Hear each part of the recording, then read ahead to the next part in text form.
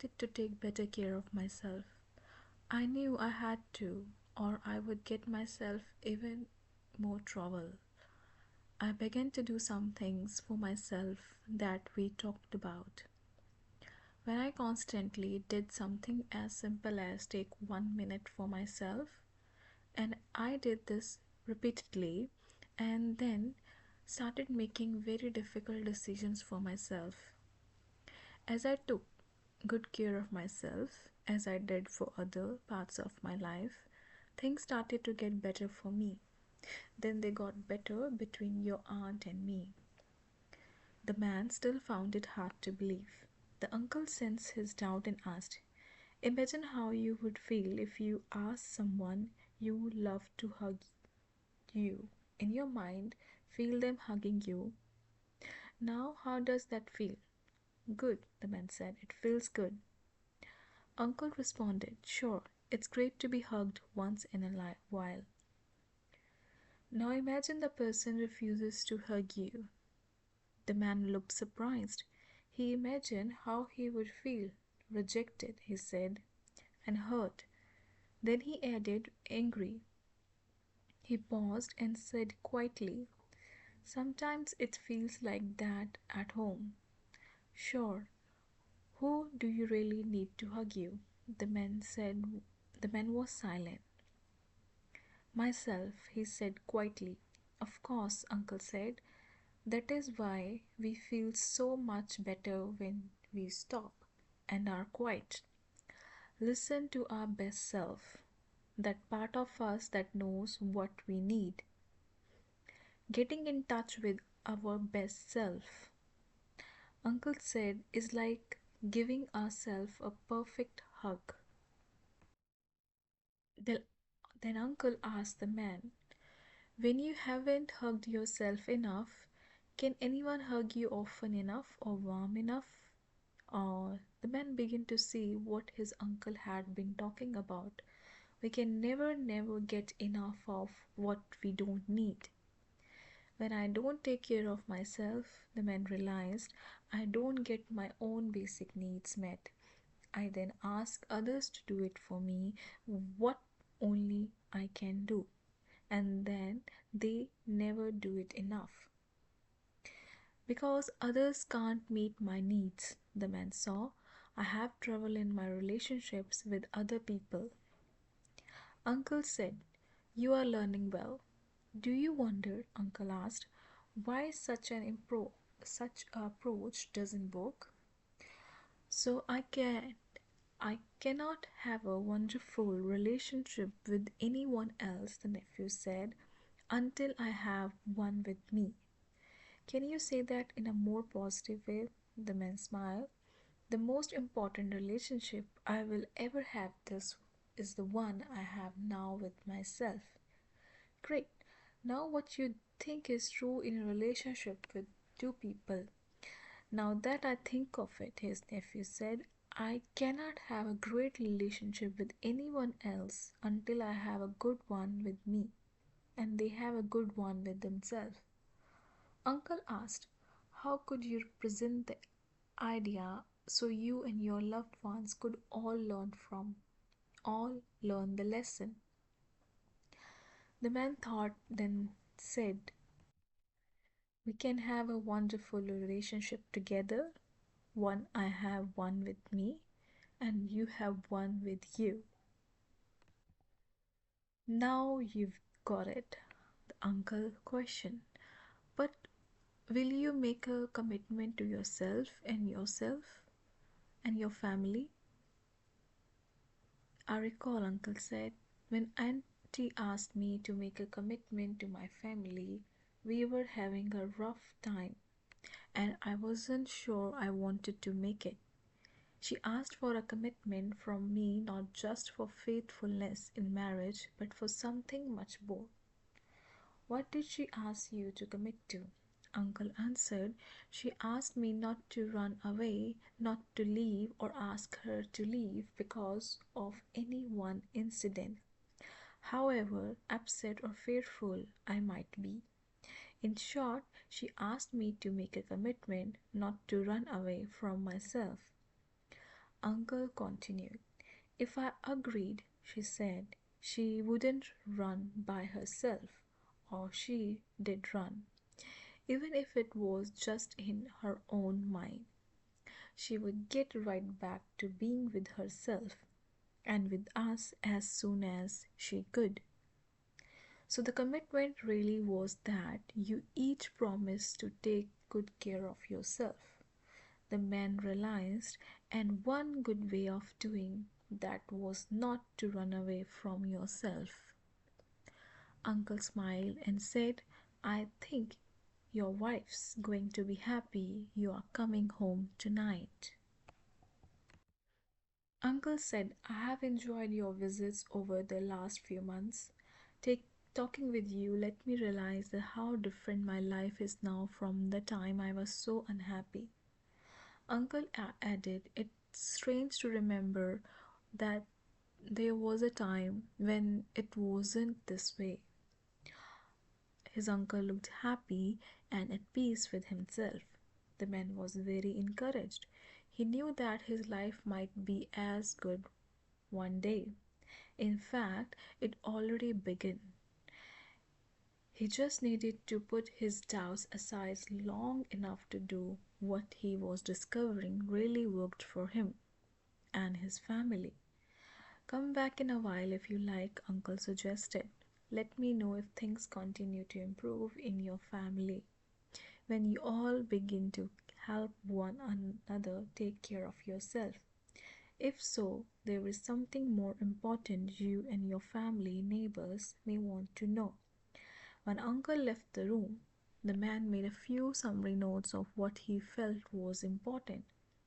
Then he went out into the backyard to say thank you to his aunt and uncle. Taking care of we. A summary. It helps me have a better relationship with other people when I remember. When we have taken good care of ourselves, we can share our best selves with each other.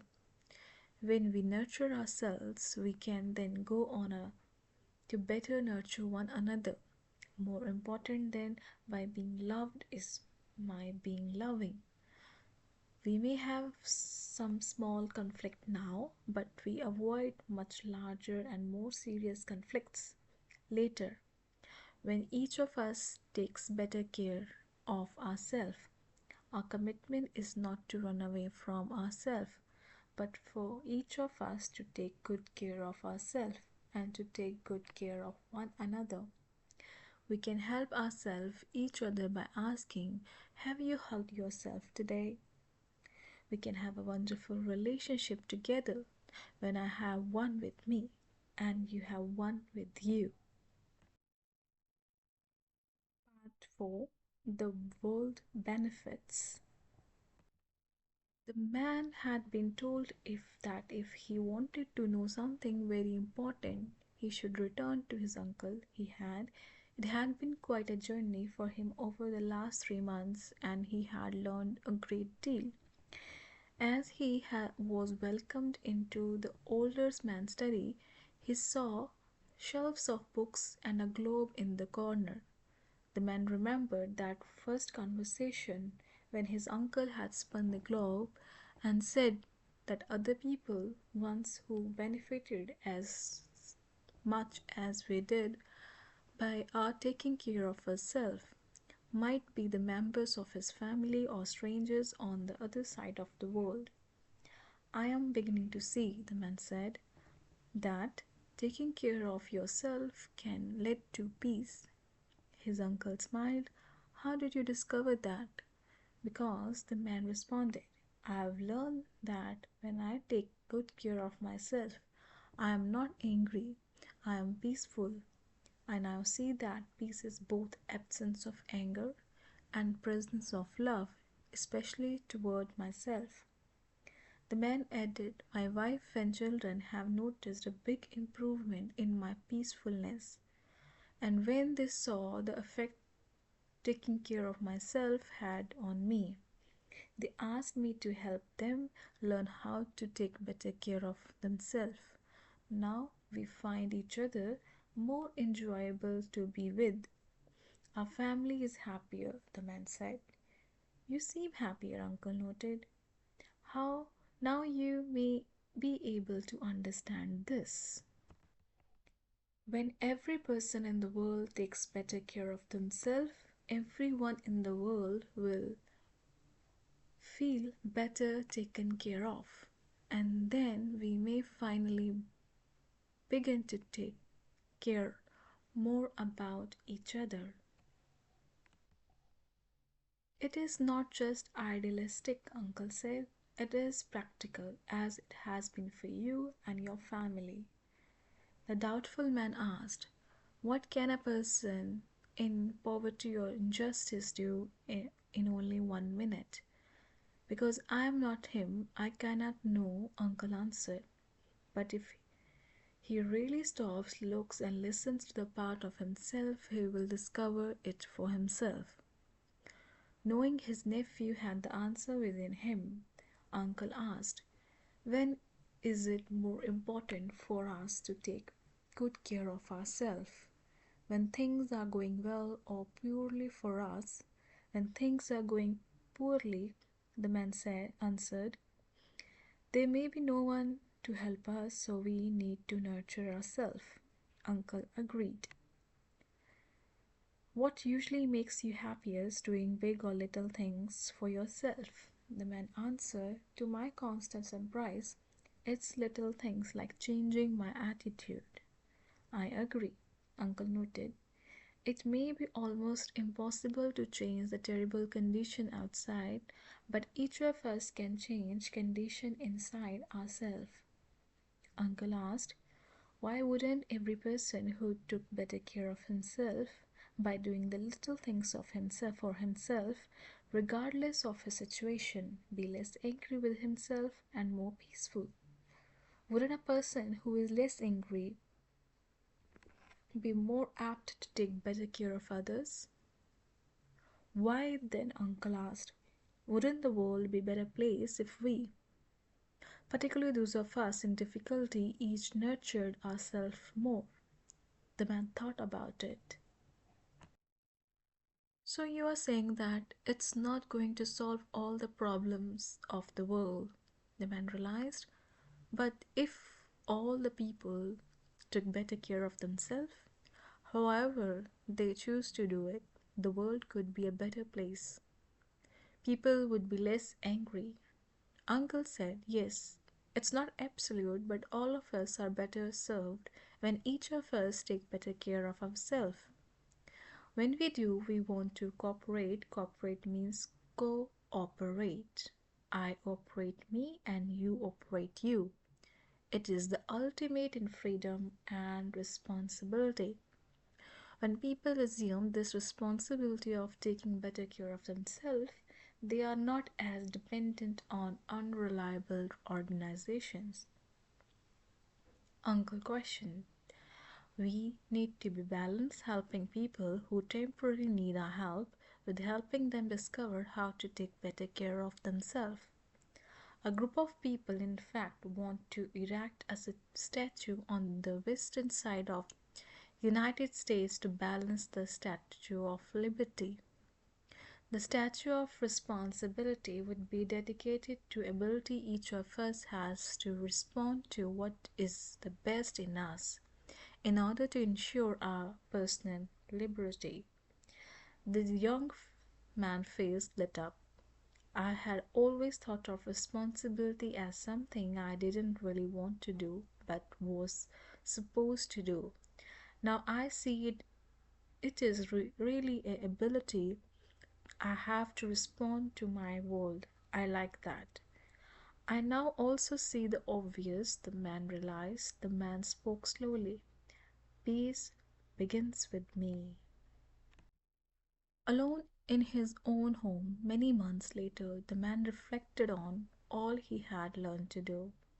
While he thought it would be wonderful if the whole world improved, he had accepted that immediate challenge of improving his own world. He had found a way to discover inner success, to simply stop, look, listen to his best self, and he did it every day. He was learning. In fact, he had learned the best important lesson of his entire life. Inner success is loving yourself. Eventually, this led to his greater outer success. He had worried in the beginning that taking care of himself was self centered. He now realized that it was his not taking care of himself that was selfish because that caused many problems for himself and other people. He had discovered the tranquility of taking care with the equal consideration of me, thee, and we. To this, the man added his own vision. He had come to see life as more attractive not just because he had learned how to be a caretaker, as uncle had suggested, but because he had also learned how to be caregiver. The more easily he gave to himself, the more he gave to others. He once thought giving was better than receiving, so he had always had trouble receiving. Perhaps he had been more comfortable giving because when he was receiving, he wasn't in control. Now he balanced giving and receiving. He saw that if no one receives, no one gives. So and so he learned to give to himself, to receive from himself. He felt the peace within him. The man discovered the wisdom of what others had known down through the ages. The answer lies within me. He liked his uncle's concept of the best self and he would always use it to find his happiness. However, the man had developed other name for it. He liked to think of that quiet was part of him as intuitive. He realized that when he listened to the intuitive part of himself, he made better decisions. He knew the world intuitive began with letter I. He thought I like other people and can find the answer when I listen to that intuitive part of myself, my best self.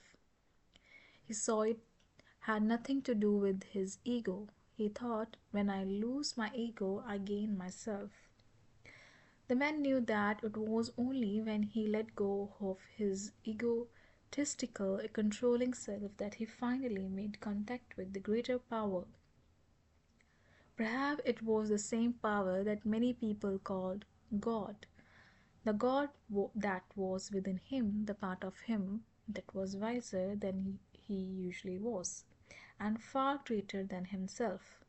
Whatever name a person called it, the man knew he had found a reliable source of quiet power. The 1 minute he often gave himself to stop, look, listen, quietly led him to the best part of him. He knew he would go on to discover more. It was only the beginning. Then the man heard a car enter his driveway. His wife and children were home. He was happy. He liked seeing them. He had given his family a great gift, the gift of his best self. He and his family were obviously happier. So too were many people he worked with. As he went to greet his family, he remembered the man and woman who had shared their personal secrets with him, uncle's business associate, her husband, the artist's auntie, and of course, uncle himself. They had each taught him to balance his life by both giving to and receiving from himself. He was happy that he had taken so many notes. He could share what was written down with others. It wasn't so much that he had learned anything new. In fact, most of what he had discovered was a confirmation of what he somehow already knew. What was new was that he had found a practical way in the busy world to use what he knew worked. He stopped, looked, listened. He often stopped for 1 minute.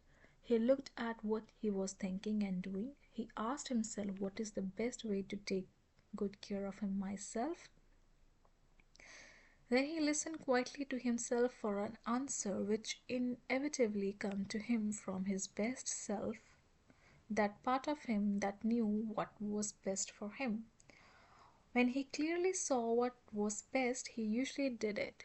As a way of thanking the people who had helped him learn, he decided to share information with the people around him. He realized it's just good business for you to take that important 1 minute for yourself and to encourage others to do the same.